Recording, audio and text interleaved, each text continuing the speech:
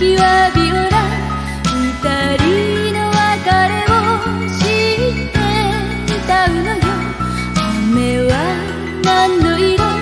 雨は誰の色、人知れず降れば明日は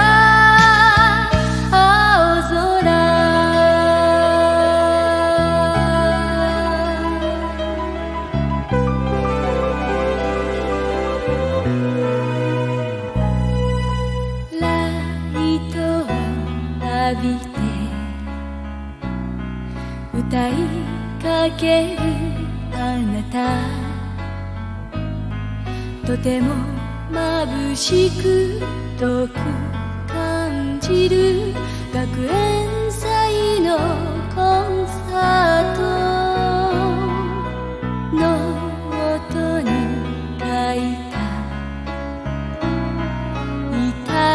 ずらなポエム、ギターで曲を作ってくれた優しさは過ぎてゆく。もう涙顔でバラの花束も渡せない。雨だれはピアノ、ため息はビオラ、二人の別れを知って歌うのよ。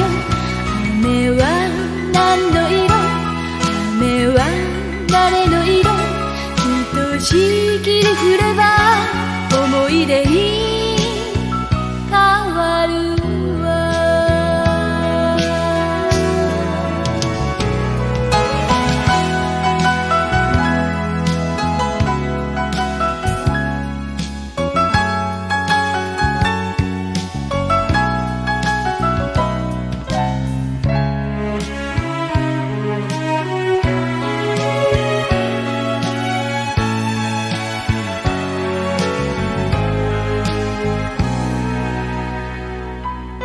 拍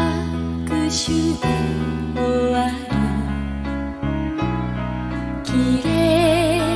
なメロディー、肩を抱いて歌ってくれた愛の